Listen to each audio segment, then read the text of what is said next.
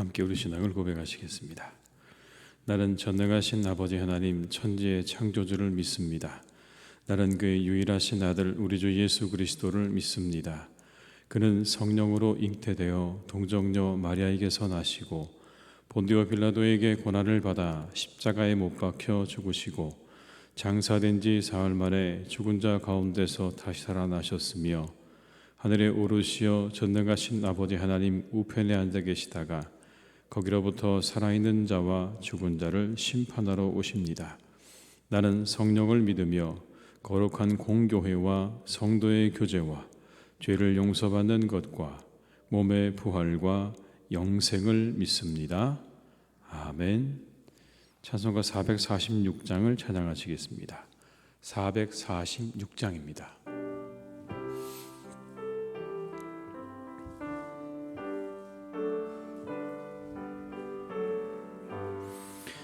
주 음성 외에는 참 기쁨 없도다. 날 사랑하신 주 늘 계시옵소서. 기쁘고 기쁘도다. 항상 기쁘도다. 나 주께 왔사오니 복 주옵소서. 나 주께 왔으니 복 주시옵소서. 주 함께 계시면 큰 시험이기래. 기쁘고 기쁘도다. 항상 기쁘도다. 나 주께 왔사오니 복 주옵소서. 주 떠나가시면 내 생명 헛되네. 기쁘나 슬플 때 늘 계시옵소서. 기쁘고 기쁘도다. 항상 기쁘도다. 나 주께 왔사오니 복 주옵소서. 그 귀한 언약을 이루어 주시고 주 명령 따를 때 늘 계시옵소서. 기쁘고 기쁘도다. 항상 기쁘도다. 나 주께 왔사오니 복 주옵소서. 4절입니다. 그 귀한 언약을 이루어 주시고 주 명령 따를 때 늘 계시옵소서. 기쁘고 기쁘도다.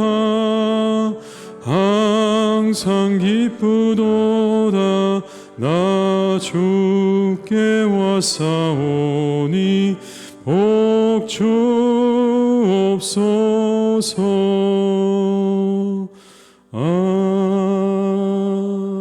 아멘. 이 시간 하나님께서 우리에게 주신 말씀은 사사기 17장 1절에서 13절의 말씀이 되겠습니다.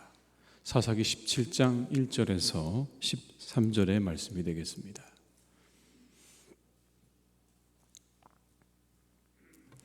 사사기 17장 1절에서 13절의 말씀을 함께 봉독하시겠습니다.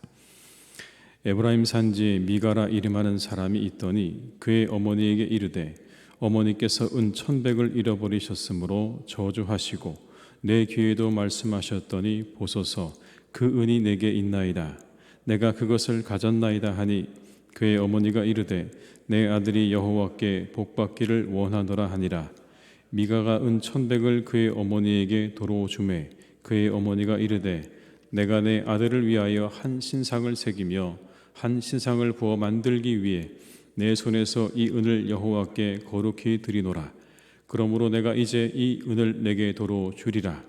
미가가 그 은을 그의 어머니에게 도로 주었으므로 어머니가 그 은 200을 가져다 은장색에게 주어 한 신상을 새기고 한 신상을 부어 만들었더니 그 신상이 미가의 집에 있더라. 그 사람 미가에게 신당이 있으므로 그가 에봇과 드라빔을 만들고 한 아들을 세워 그의 제사장으로 삼았더라. 그때에는 이스라엘의 왕이 없었으므로 사람마다 자기 소견에 옳은 대로 행하였더라. 유다 가족에 속한 유다 베들레헴에 한 청년이 있었으니 그는 레위인으로서 거기서 거류하였더라.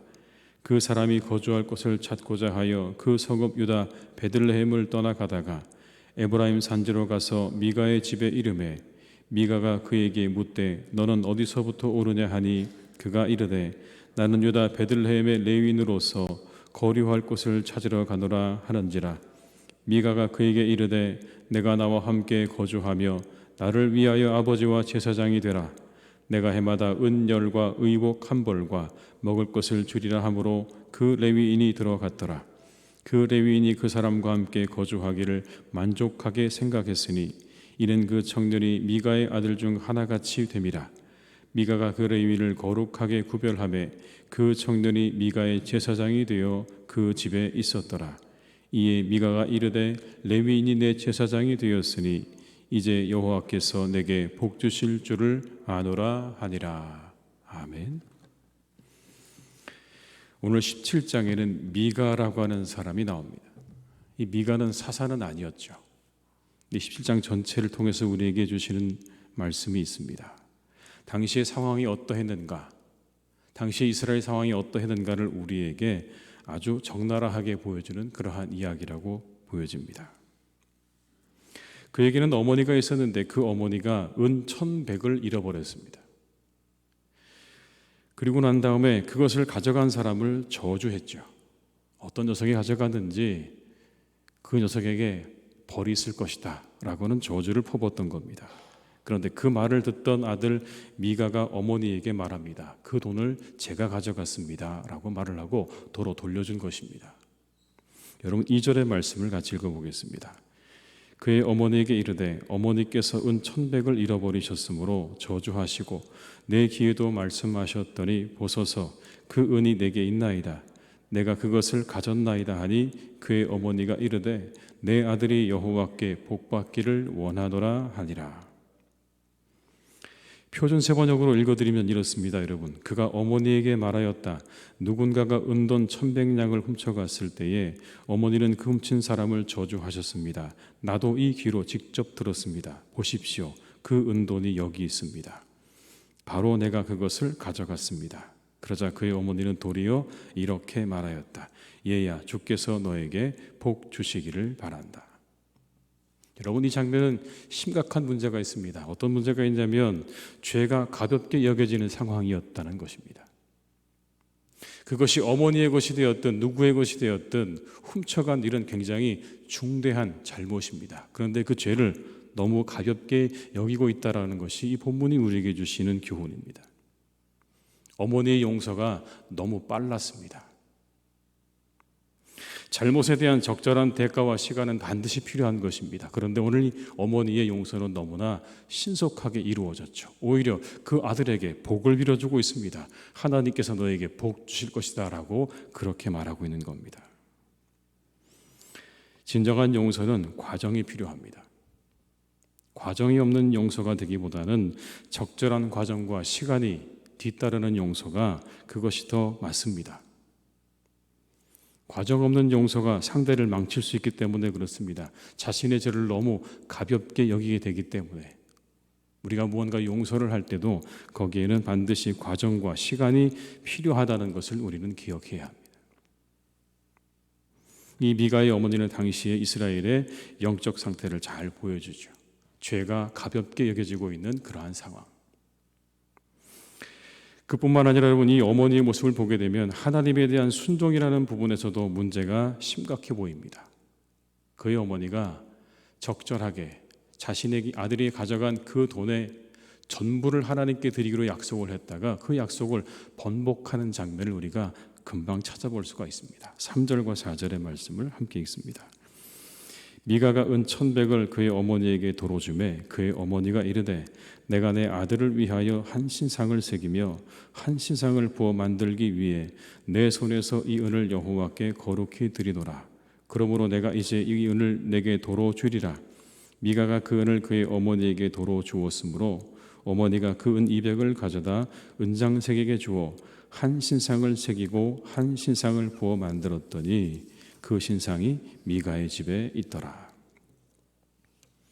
분명히 은 1,100개였는데 여러분, 은 1,100이었는데 오늘 말씀을 보게 되면 그의 어머니가 신상으로 만든 그 은의 양은 200이었다라고 말씀하죠. 그러니 여러분, 나머지는 다 어떻게 된 것입니까? 자신들이 다 가져간 것입니다. 그 말을 금방 뒤집어 버린 겁니다. 이 은으로 내가 하나님께 거룩하게 드리겠다고 이야기를 그랬는데 이 어머니를 보십시오. 금방 말을 뒤집어서 그 중에 일부만을 하나님께 드리는 장면을 볼 수 있죠. 하나님을 향해서 그 말을 쉽게 바꾸는 것이 그들의 상태였다라는 걸 말씀하고 있는 겁니다. 심지어 하나님에 대해서 그들이 맹세한 것조차 잠시 후에 그 말을 쉽게 뒤집어 버리는 그들의 영적인 상태를 그대로 보여주는 거죠. 신약에 나오는 아나니아와 삽비라가 떠오르지 않으십니까? 방법도 잘못됐습니다, 여러분. 하나님께서 분명히 우상을 만들지 말라고 말씀하셨는데 오늘 이 어머니는 아들을 위해서 우상을 만들고 있습니다. 한 신상을 만들었다고 말씀하지 않습니까? 하나님께서는 어떤 형상도 우상도 만들지 말라고 말씀하셨습니다. 이유가 있습니다. 왜냐하면 그 만들어진 신상이 절대로 하나님을 다 드러낼 수 없기 때문에 그런 것입니다. 일부를 드러낼 수는 있겠죠. 그러나 전부를 드러내지는 못하는 겁니다. 그렇다면 그건 왜곡이 되는 거죠. 광야에서 만든 금송아지, 하나님의 능력을 상징할 수는 있습니다, 여러분. 그게 하나님의 힘과 능력을 상징할 수는 있지만 그러나 하나님의 의와 사랑은 보여줄 수 없습니다. 그래서 만들지 말라고 하시는 거예요. 어떤 형상도 하나님을 온전히 담을 수 없기 때문에 그렇습니다. 형상을 만든다는 건 하나님의 모습을 우리의 입맛에 맞게 고르고 선택하는 일이 되기 쉽기 때문에 그런 것입니다. 우상은요, 우리들의 마음에 우리들이 받아들이고 싶지 않은 것들을 의식적으로 무의식적으로 다 걸러내기 때문에 그런 것입니다. 인간들의 이기성 때문에 절대로 여러분 하나님의 그 모습이 온전하게 그렇게 그려질 수 없기 때문에 하나님께서는 우상을 만들지 말라고 하신 것이죠. 따라서 우상을 만드는 일은 하나님의 완전하심과 거룩하심을 파괴하는 일이기 때문에 금지하셨던 것입니다. 여러분, 혹 우리 마음 가운데도요, 우리가 어떤 만들어 놓은 우상과 신상을 만들어 놓지는 않았지만 그러나 우리 마음 속에 만들어져 있는 우상이 있을 수도 있다는 걸 우리는 생각해 볼 필요가 있습니다. 하나님에 대해서 우리가 가지고 있는 어떤 고정된 관념, 고정된 생각, 혹시 그것이 맞는 것인지, 혹 내가 잘못 생각하고 있는 것은 아닌지에 대한 검증이 늘 우리 가운데 있어야 한다는 사실입니다. 그 기준이 무엇일까요? 그건 당연히 하나님의 말씀입니다. 여러분, 이제 그 아들 미가를 살펴보면 더욱 이스라엘의 영적인 상태를 확인할 수 있습니다. 5절과 6절의 말씀을 함께 읽습니다. 5절의 말씀입니다. 그 사람 신당이 있으므로 그가 에봇과 드라빔을 만들고 한 아들을 세워 그의 제사장으로 삼았더라. 멋대로 신당을 만들고 에봇과 드라빔을 만들고 아들을 제사장으로 세웠습니다. 레위인도 아닌 자신의 아들을 제사장으로 세웠다. 말 그대로 여러분 자신의 소견에 옳은 대로 행하는 것 아닙니까? 그의 신앙은요, 말씀에 순종하는 신앙이 아니었습니다. 자기 마음대로인 거죠. 심지어 한 레위인을 만나는 장면에서 더욱 분명하게 드러납니다. 10절의 말씀을 같이 읽습니다. 미가가 그에게 이르되 내가 나와 함께 거주하며 나를 위하여 아버지와 제사장이 되라. 내가 해마다 은열과 의복 한 벌을 먹을 것을 주리라 하므로 그 레위인이 들어갔더라. 청년 레위인 하나가 미가의 제사장이 되었다는 그런 말입니다. 한 가정을 위한 제사장이 되었다고 말씀하는 겁니다.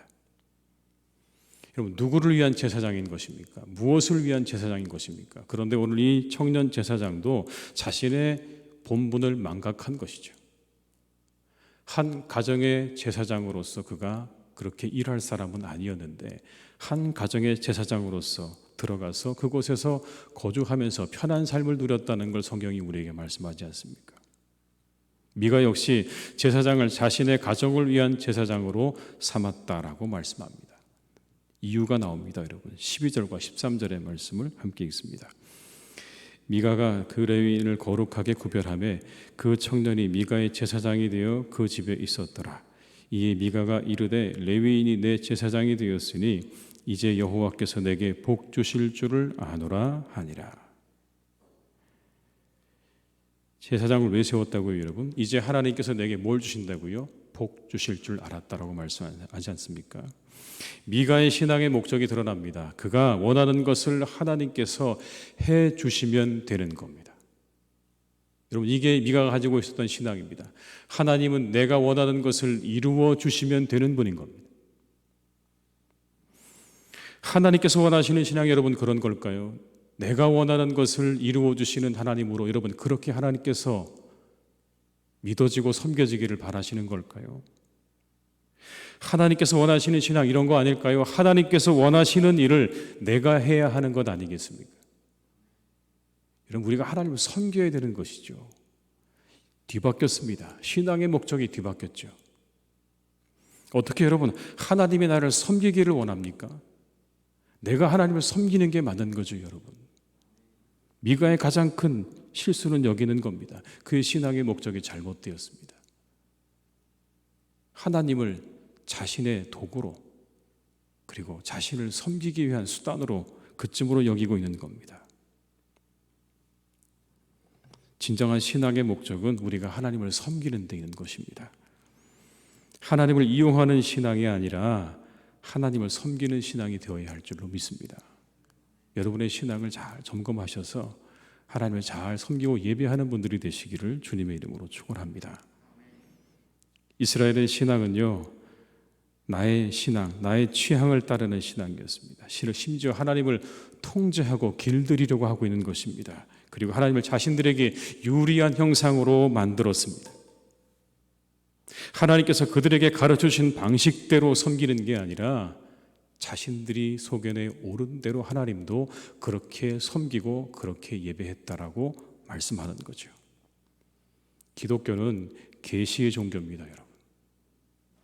우리에게 주신 이 말씀, 기록되어진 계시의 말씀에 근거한 종교라는 의미입니다. 소견에 오른 대로 믿는 신앙이 아니라 성경이 우리에게 가르쳐 주시는 대로 믿는 신앙인 것이고 그것을 따르는 신앙인 것입니다.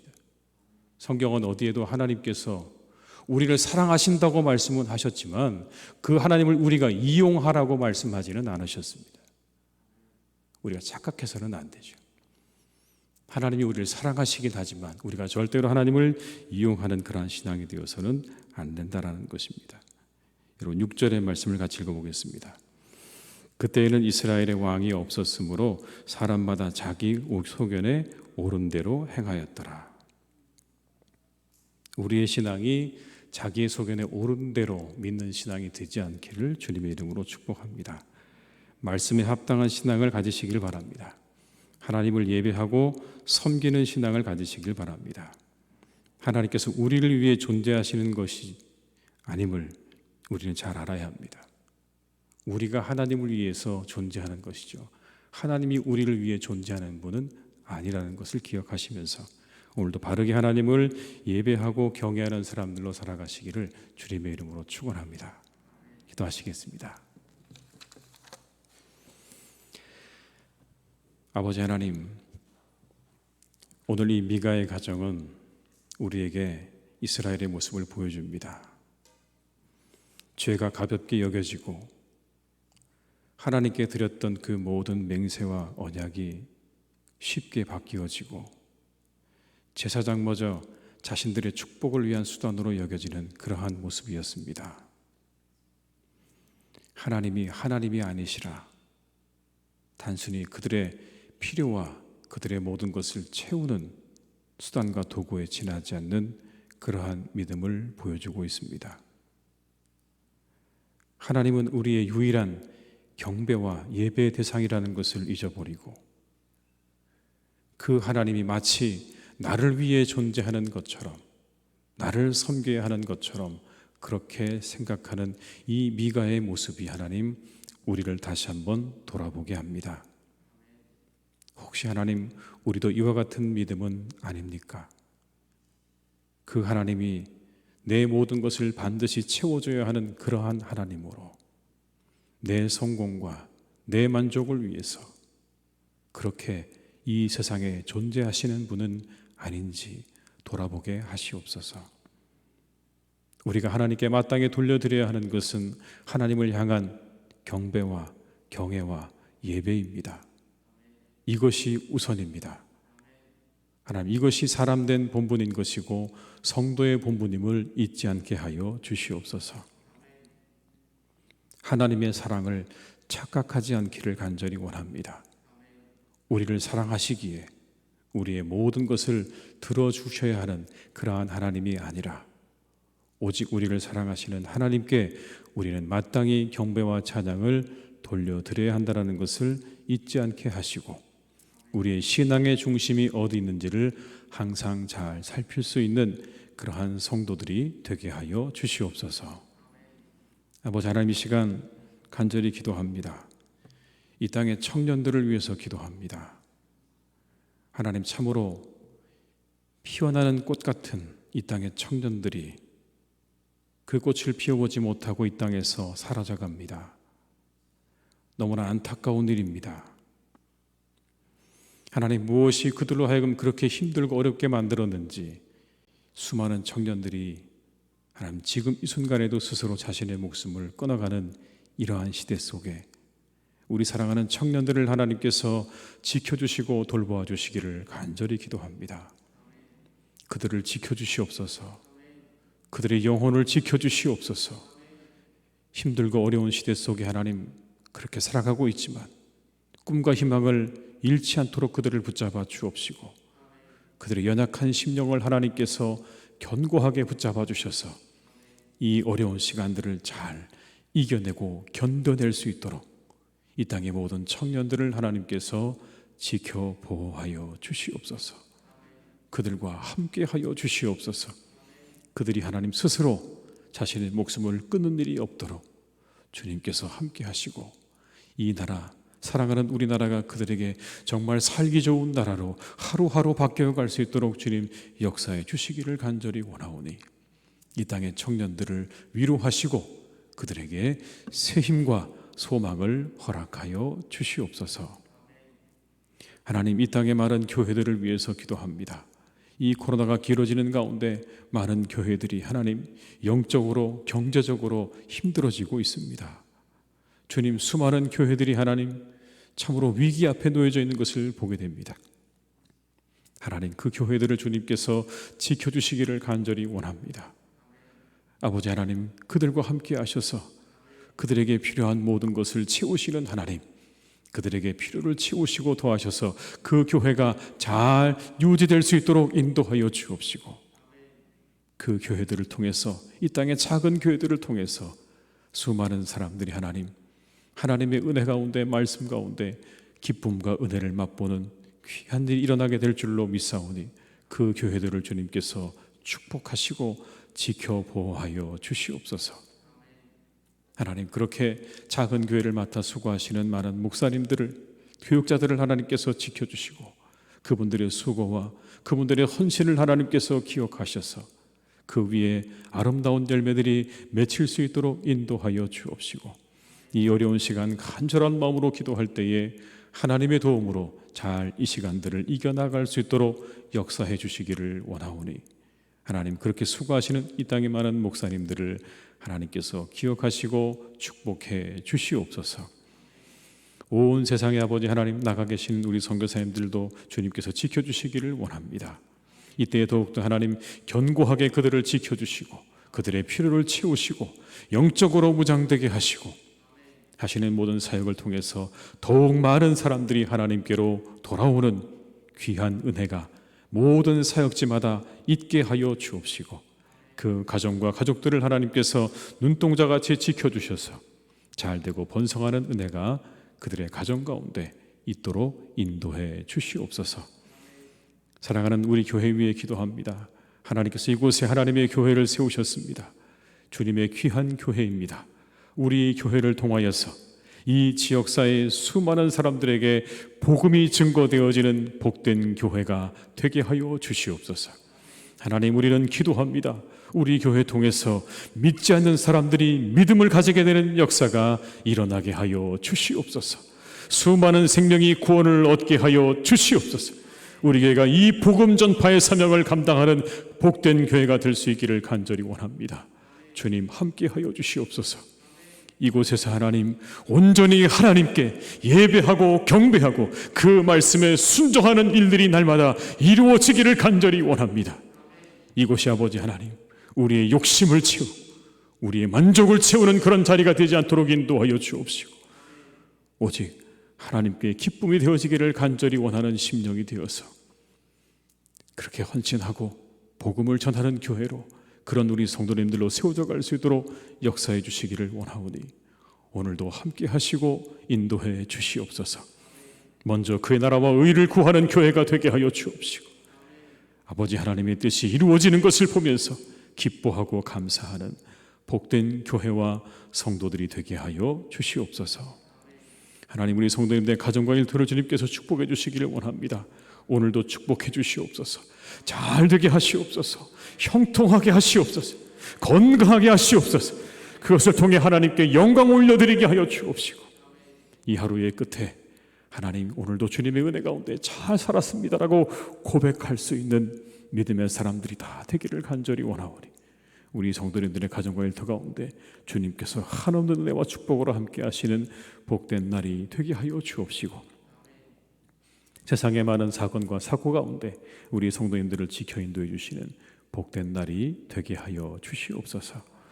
우리 성도님들이 하루를 주님께서 강건하게 지키시고 가정의 평안에 그리고 그 일터에는 형통의 은혜로 함께 하시기를 간절히 원하옵고 예수님의 이름으로 기도드립니다. 아멘. 각자의 자리에서 계속 기도하시겠습니다.